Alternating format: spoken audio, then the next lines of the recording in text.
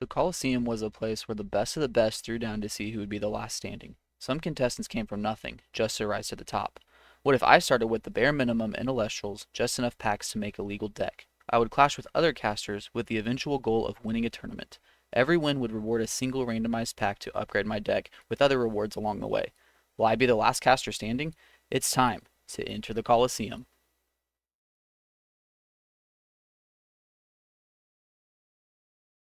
Welcome back to the Coliseum. We are fresh off a win, 2-28. Finally confirmed that record. It's been a while since I've actually looked, but 2-28. So we've played 30 games, 2 wins, 28 losses. Very bad record. However, exciting pack today. Get to add something to the collection. Pull a stellar Morphrost Terraform here would be super ideal. We'll see. Doubt it. Anyways, so we'll start off with an Ambrosia Cornucopia, Stoke the Forge, Rise from the Depths, Volcanic Forge, Nemisail, Frostmite, Snowwaddle, Mount Olympus. And we get a Poison Nectar as the rare right here, and a Terratlus. Nice. So Poison Nectar only be cast when an opponent activates a card effect that draws a card, negate that effect, then destroy that card. It's a counter rune, it's an Omni rune. It's not too great generically though. Not a lot of card effects that people are using that draw cards. More of a side deck kind of card. So if we ever get to the point where we're taking the Colosseum deck into a tournament, then this will be a side deck card. We will throw in the Terratlus, and I'll have to look at the deck and see if there's anything else we're going to add from this pack. So stay tuned.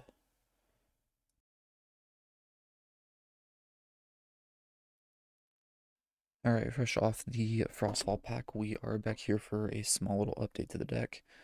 So I went through the deck, and while I don't think there's a lot of stuff we can add from this Frostfall pack, there is some stuff we can do. So the two cuts that we're going to cut are the Caprigal and the Corabral. Caprigal is probably the best 2-drop, arguably, that we have in terms of like competitive Elestrals. However, with a deck like ours, where we only have like 5 or so 1-drop water guys, it's kind of hard to set one of these up in the Underworld to just be able to bring back off the Caprigal. So my thinking is we'll cut the Caprigal, and leave in these other guys that have a bigger impact on us just winning a game by either discarding a card from the opponent's hand off these 3, or stealing their guys with the Drat King. So Capricorn's going to get cut for that reason. The Cora Brawl, probably just the worst 1-drop guy that we have in our deck. I want to say we're at like 23-ish 1-drop guys, so just the worst one here. So feel okay cutting that. The reason I opted to cut 2 was because the new card that we're going to add to the deck is the Frostmite. Frostmite is a 3/1. You can target an opponent's Celestial and give it -5 at defense until the end phase. So this can help us get around walls, mainly Astrabbit, but anything else in defense we can get around with the Frostmite.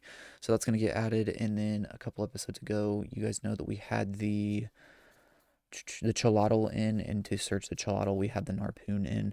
And so when we cut the Cholotl, there was no reason to keep Narpoon because it just didn't have anything to search. However, now that we're going to add the Frostmite in, we will bring Narpoon back in the second slot. In terms of spirit upgrades or updates, I guess, we pulled the Frostfall Terratlus, so that will go in over one of our random spun Terratlus from the beginning of the series. And then the Flurmine, we actually haven't pulled a Flurmine.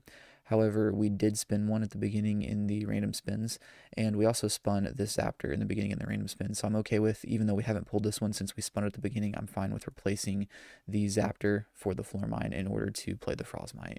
So those are the upgrades to the deck. Just to go over some of this other stuff here, like I said, Nectar kind of went over this earlier. Decent side deck card, however, not going to do much for us right now.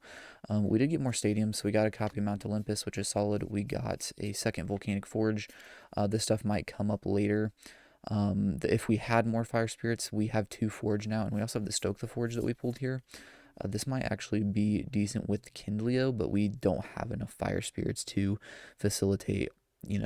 I think we have like 3 of the fire guys. We have the chains and we have Hephaestus in here with only 3 fire spirits. So for now, it's going to sit in the collection. Snowwaddle doesn't do anything. We don't have any of the Imperawatt line.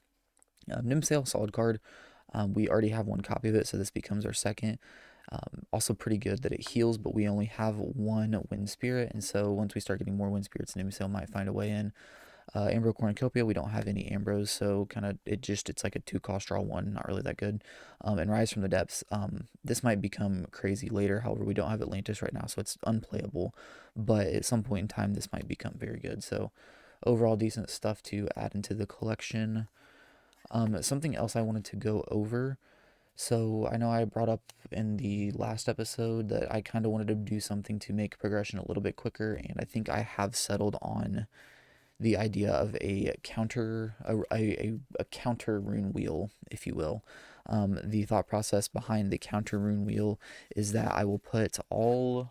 I think there's 11 Omni runes in the game currently. There's Altar of Stars, Divine Blessing, Poison Tipped Arrow, Poison Nectar, Shield of Achilles, Spoiled Fruit, Argo, Gorgon's Gaze, Helios Chairride, Karen's Obol, and Pandora's Box.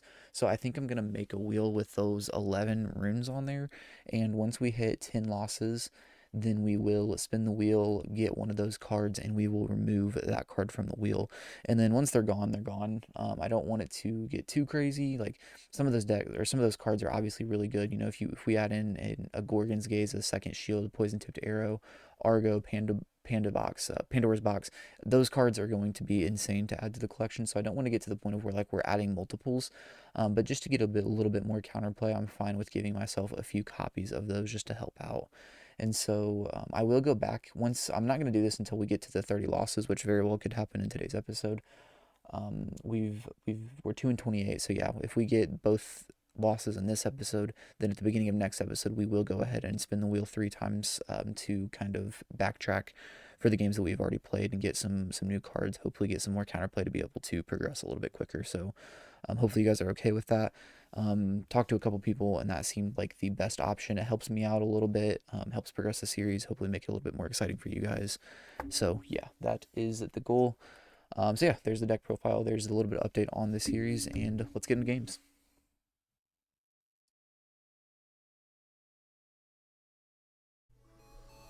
Welcome back to the Colosseum.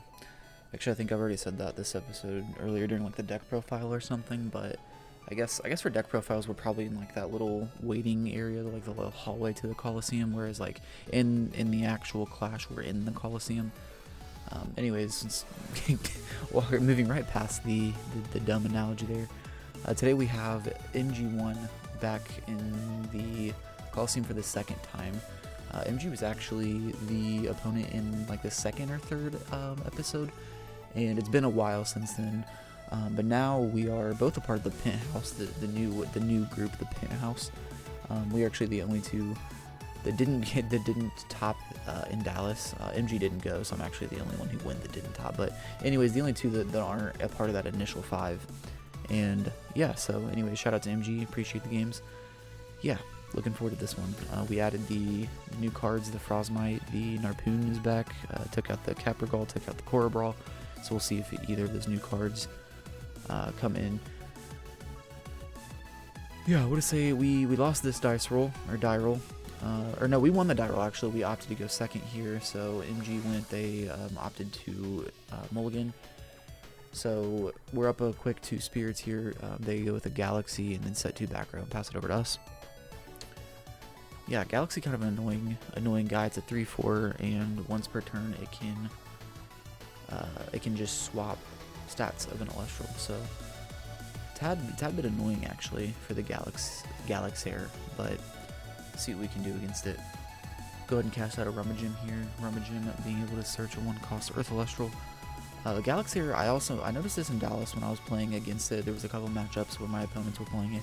It's not too great like on its own. It's very easy to stop. Obviously, you've got Shield, Tsunami, Gaze, whatever.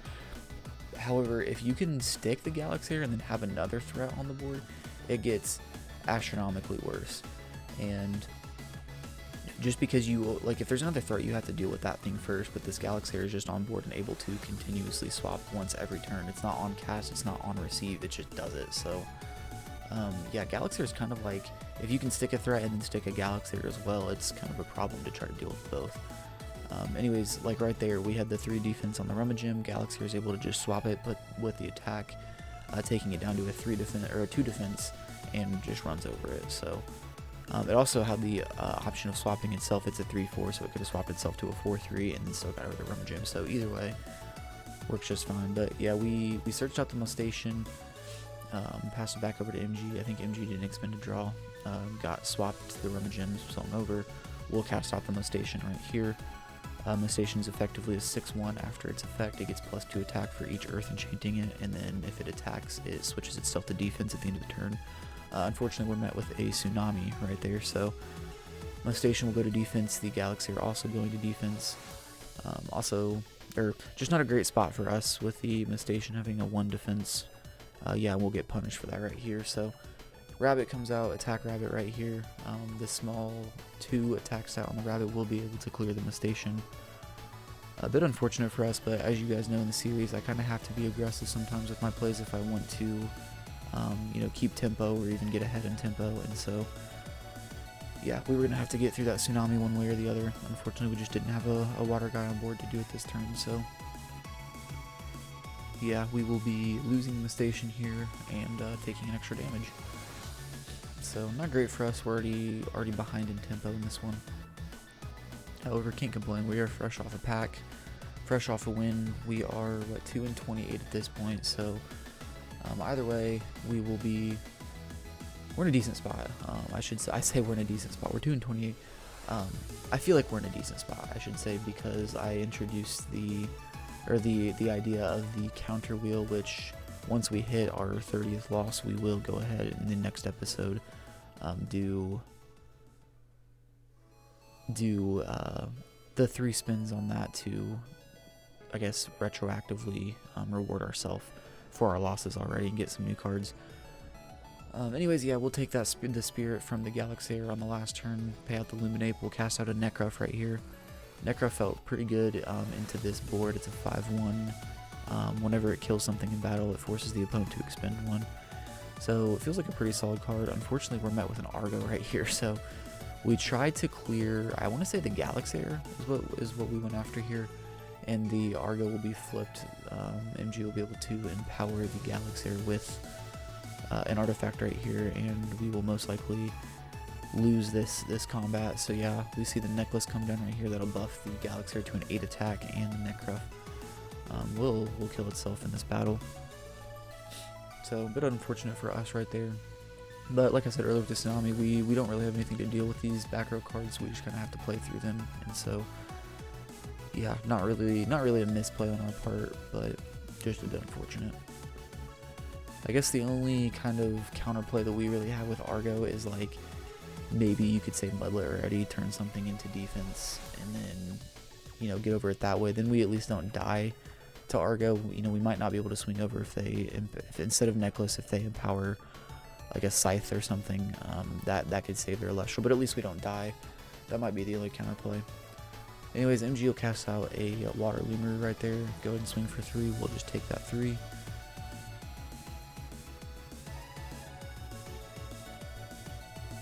They do actually have to pay out the 2 spirits for the necklace, so that does matter a little bit. Normally Necklace is burning us throughout the history of the series, however, kind of helping us in this favor here. So I think we got a couple options here. Just trying to figure out what the best of those options are. And opt to go a little stally right here. We go up to Sluggle to heal up some spirits. Thought this might be the best. I figured if the necklace, if they didn't have a way to get the necklace off the board, then if we can just stall a little bit, wall up, that the necklace might burn them enough to where, we might be able to do some kind of like Poison Tunic shenanigans in the end. And so opt to go for the stally play right there. MG goes ahead with the re-enchant of the Rabbit here, so be able to add a card to hand. Get over to Sluggle and then swing for another 3 damage right here, assuming that our back row isn't live. And so yeah, not in a great spot, but not in a terrible spot either. We've been in these positions before where in an end game we can, based off our card effects that force the opponent to expend spirits, we've been in positions a couple times where, we might be able to pull off some shenanigans to get a win. I know none of them have actually worked out just yet, but I feel like the further we get, the more cards that we get that force the opponent to expend, the more likely those scenarios can happen. I know we have the Toxic Swarm, we have the Toxion, we have the Poison Tunic, we have the Necruff, so we're kind of getting to that point where we have other stuff. Yep, That's exactly, let's see. Yeah, the Sluggle gets cleared right there, and then MG swings for 3 damage. Passing it back over to us. I'm leaking the hand a little bit right there. You see the Mudlet. We'll actually opt to go with the Jolton right here. And so we'll go with an Earth Enchanted, or no, sorry, I pulled out the Earth on accident at first. We'll go with a correctly enchanted Jolton right here, be able to trigger the effect to search for a stadium. I think that's why I grabbed the Tratless at first, because I knew I was going to get the forest with it, so a little mess up there by me. Thinking right here with the Jolton though, thin the deck a little bit with the forest, and then try to be able to clear the rabbit right here.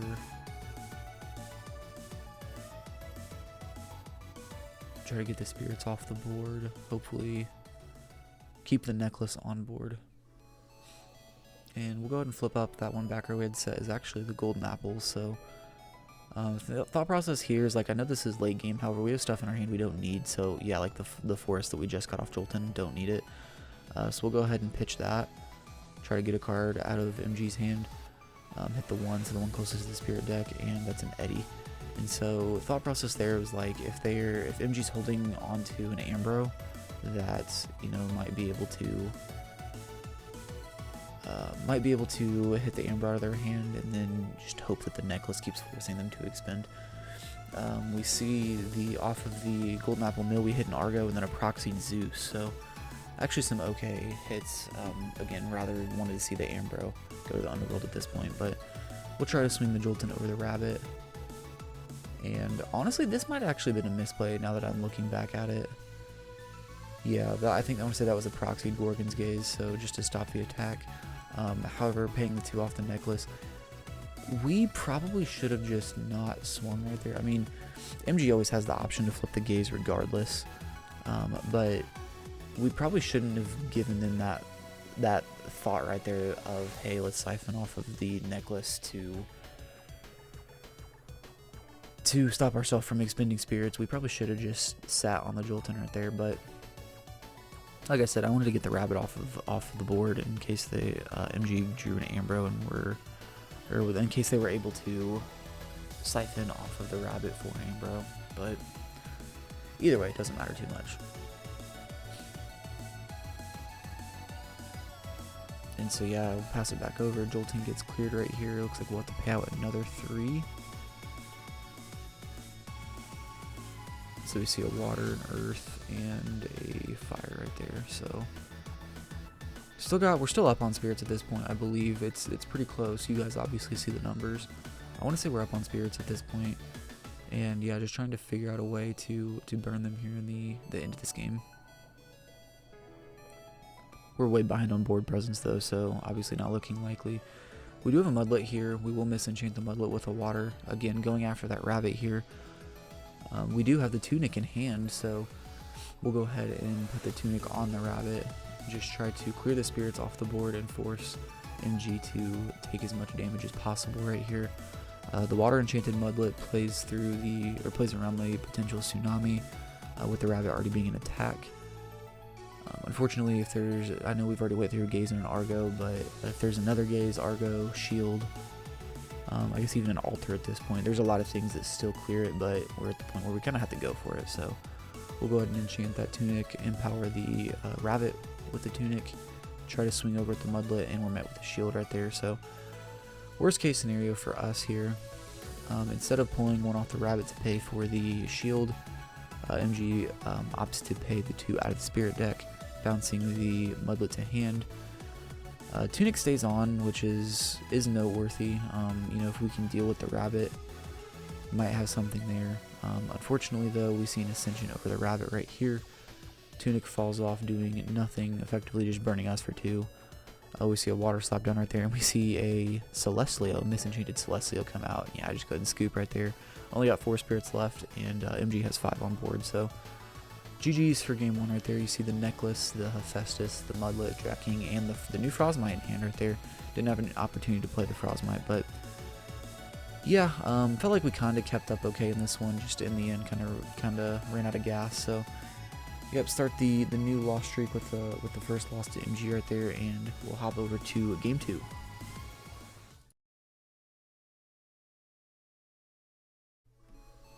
Back for game 2 here with MG. I believe we won a second dice roll here. We opted once again to go second, so MG starts right here. Starts with an expended draw. We love to see it. Sets a back row card, passes over to us. We're starting with 6 cards in the battle phase right here into an open board, so love to see it. Would have loved to have seen a mulligan. That's always our best or our favorite start, but anytime we can get damage in, we love it. So we'll go with actually an Earth Enchanted Jolton right here, which is very weird for turn 1. Would like to just thin the deck a little bit and get the forest out. MG will take the damage right there. We'll see if I have a reason for the Earth Enchanted Jolton here shortly. But yeah, we'll set 1 back row, pass it over to MG. MG plays out a Calf Mill right here. Calf Mill kind of annoying for us. Calf Mill, honestly, really good card. Like, even in terms of like competitive Elestrals, I'm really surprised it took this long for Calf Mill to blow up like it has lately.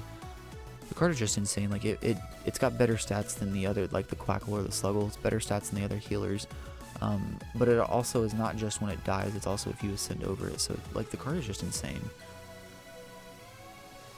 We will go ahead and grab another Spirit right here. And looks like we're going for an ascension into the Neandersloth right there. So Misenchanted Jolton making a bit more sense now that we were able to stick the Neandersloth. So we know 2 back row are live, so hoping we can just get this Neandersloth attack through. We are met with a Tsunami here. A bit unfortunate.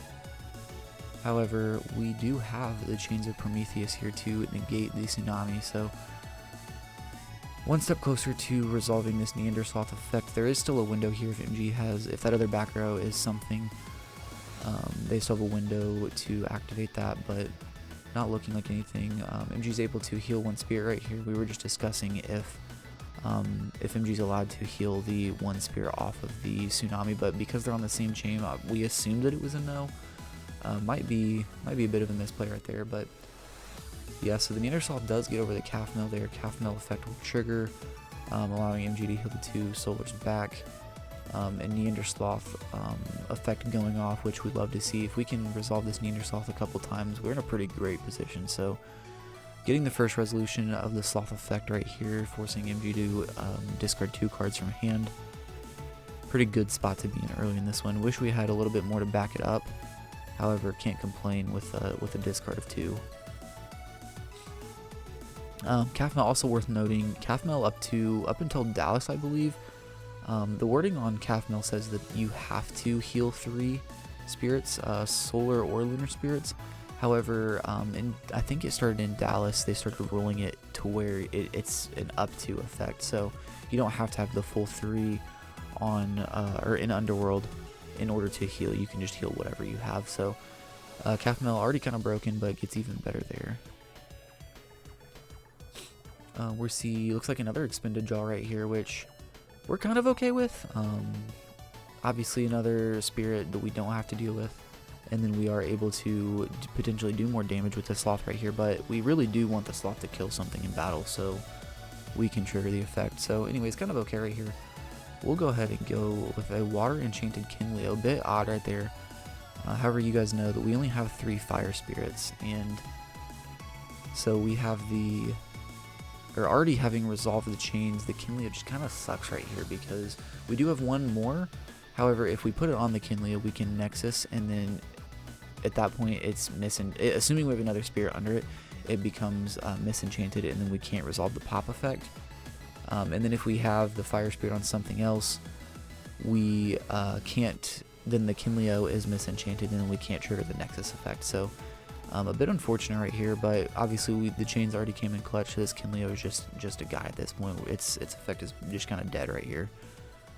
So yeah, we'll throw a water under it and at least get some damage. I opted not to swing with the Neandersloth right here because we really need the Neandersloth to be able to get the value in order to attack. We don't want it to get shielded, and so my thinking right here is that we have the Kinleo. We're starting to get some tempo going right here. Let's just save the Sloth on board until we can potentially get the extra value out of its effect. We do set a back row as well. I think that was the last turn, and then MG will opt not to play anything out, and we'll go with a Water Enchanted Navi right here. And so Yep, same thing right here. We didn't need the Nabi effect to lower something's attack, to reduce something's attack by 2, so we'll just go ahead and enchant it with water and be able to swing for a couple spirits worth of damage right there. Again, opting not to swing with the Sloth, trying to be smart about the Sloth at this point. I know most of the time I say with this kind of deck we just kind of have to go. However, we wanted to keep our threat up in this one because we were actually able to get ahead. So yeah, and a great spot midway through this clash right here. Just hoping that MG doesn't go or get into the Earthquake or anything else. We'll see an Exaltus right here. Exaltus is a 3/2, I believe, solar, and it allows you to Nexus up to 2 solars. Sorry, I think it allows you to Nexus up to 2 solars, and then if you do, you can search for an ethereal Elestral. And so, yeah, Exaltus can't get over anything right here. It's just a 3. However, that kind of shows that Argo is a thing, leaving the Exaltus in attack right here. He's just wanting us to swing the Sloth into it so they can grab the Argo into the necklace and our Sloth will die. We will go ahead and grab a Fire out right here, cast a Comagma, so just trying to go a little bit wider with the board right here.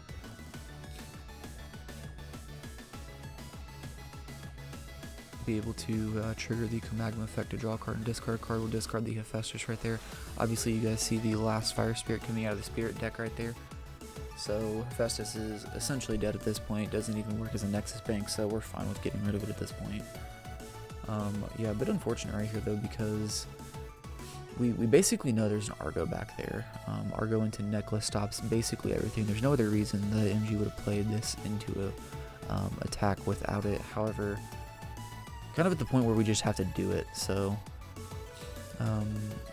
also kind of works if we get the Necklace out, start forcing MG to expend some spirits here. So just kind of trying to figure out what the best option is right here, but I think the best option is to just go in with like probably the Kindleo. It's the lowest stat guy that we have on the field, as well as like the effect isn't live at all, so probably just best to go in with the Kindleo right here, and if the Argo's flipped, it's flipped, and that's exactly what happens. We do see the Argo flipped.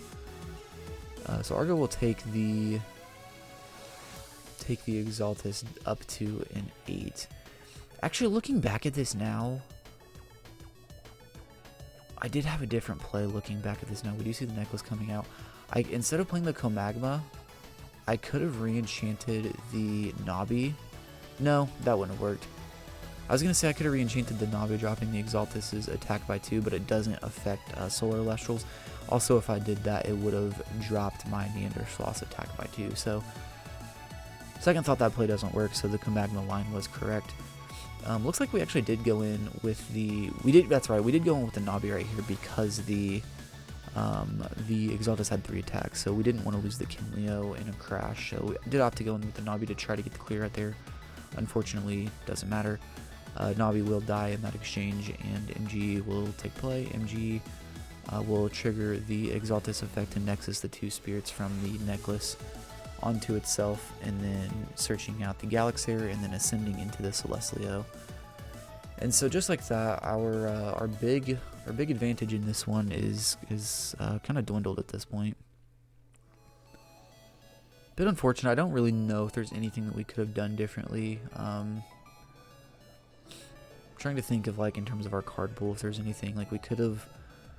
I guess hypothetically we could have waited for a Mudlet, we could have waited for an Eddy, we could have waited for a Tornado and tried to hit the Argo, but either way it goes right there. MG just kind of smacked us with that one play, enchanting the Solars, Nexusing them up, and then ascending. So you do see our own Necklace right there, and actually that is a play that we could have done. We could have went with our own Necklace onto... Probably would have been best to go onto the Nabi right there in case there's a potential shield. We don't want to go onto the Sloth, so we could have went with the Necklace onto the Nabi just to clear the Exaltus through an Argo. Hindsight's 20/20, that might have been our best option, but also if we would have played the... that is probably just the best option. Even if we went with that play and then the Nabi gets bounced, we're fine with that because we get the shield off the board, and then the Sloth there's a potential for the Sloth to resolve. So that probably was the best option there. A bit unfortunate that we missed it. MG, I'm a bit behind on the commentary now, but MG did trigger the Celestial effect. It allows you to foretell up to 4, add any solar Elestrals foretold that way, add them to hand, and then pop that many cards. And so MG was able to hit Illuminate off the foretell 4, pop the back row, which was the Necklace of Harmonia, and then was able to continue to battle phase and swing over the Sloth for 2 spirits of damage. And so we paid out those 2 spirits, play his pass back over to us. Also at this point, we're a bit upset that we don't have a 4th Fire Spirit, because if we could re-enchant the Kinleo, we would be able to trigger effect Nexus 1 over and then pop the Celestleo, assuming that there's no counterplay on those 2 back row runes. So a bit unfortunate we don't have the 4th Fire Spirit. We will go ahead and cast out a Narpoon, search out the brand new Frostmite, switch everything to defense, and pass it back over. So falling behind at this one, or falling behind in this one now. A bit unfortunate. Hindsight's 2020. Really wish I would have solved that necklace line. Worst case scenario, I mean, shield is probably worst case scenario there. We had it water enchanted already, so it plays around Tsunami. Gaze is like whatever. Gaze Argo would have probably still been a workaround, because they could have gazed to stop the attack, but they could have Argoed first, let their let their Argo resolve, get the necklace with the 2 solar spirits, and then after that resolves, they could have went with the gaze to stop the attack. That still would have given them the potential Nexus material to Nexus onto its the Exaltus onto itself, and then ascend into the Celestia. So there probably was some counterplay right there. Anyways, MG casts out a Lumaru, gets over the Kinleo and the Comagma, passes back over to us. We just have the 1 Narpoon sitting right here, but at this point, if we would have drawn the Earthquake, we probably would have slammed it down already. So safe to say we don't have Earthquake in hand. We are leaking a little bit right there, so you see the Verituka. I'm thinking the best option might just be... Sorry, yawn right there. I'm recording way too late at night. Best option, I'm just thinking, is the Verituka. Try to at least clear the Lumaru right here. Maybe next turn if we draw. It might take some damage, but we might draw into the Earthquake. So just figuring we might just try to play for a little bit of tempo right here. Unfortunately, we do see a shield right there, and so that kind of shows earlier that we are correct earlier in playing around the shield with the Sloth.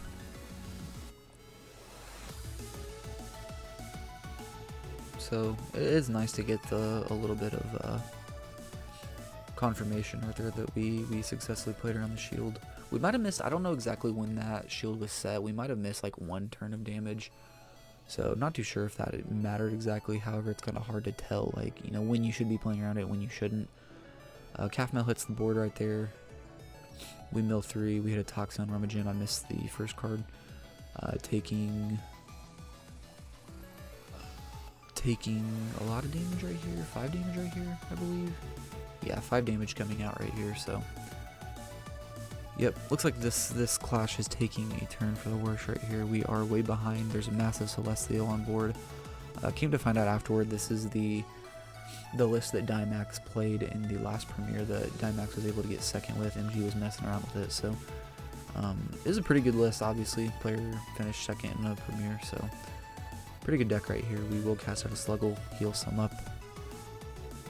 up some. Words are hard. Set a face down, pass it back over. I think at this point we're just like, you know, delaying the inevitable. Don't really have anything. I guess the only option is really playing for the Earthquake. However, I don't even think even... Oh, I apologize. Another yawn. I don't even think at this point we might not even have had the Earth Spirits in Spirit deck to cast out an Earthquake. So we see an Attack Rabbit right there, and I think it's just safe to say at this point it is over. I think we actually, I want to say at this point we had the shield set, and we did have the spirits to resolve the shield. However, it wouldn't have left us with anything, so kind of 1 turn too late. If we would have had the shield a couple turns earlier, we probably could have bounced the Celestleo and had some kind of advantage. A bit unfortunate here. We will see This is the Celestial effect of Foretell 4. We see a couple Argos, an Ambro, and a Tsunami right there, so Celestial effect doesn't hit. Looks like MG's going back into the Spirit deck, so some kind of rune coming out right here potentially.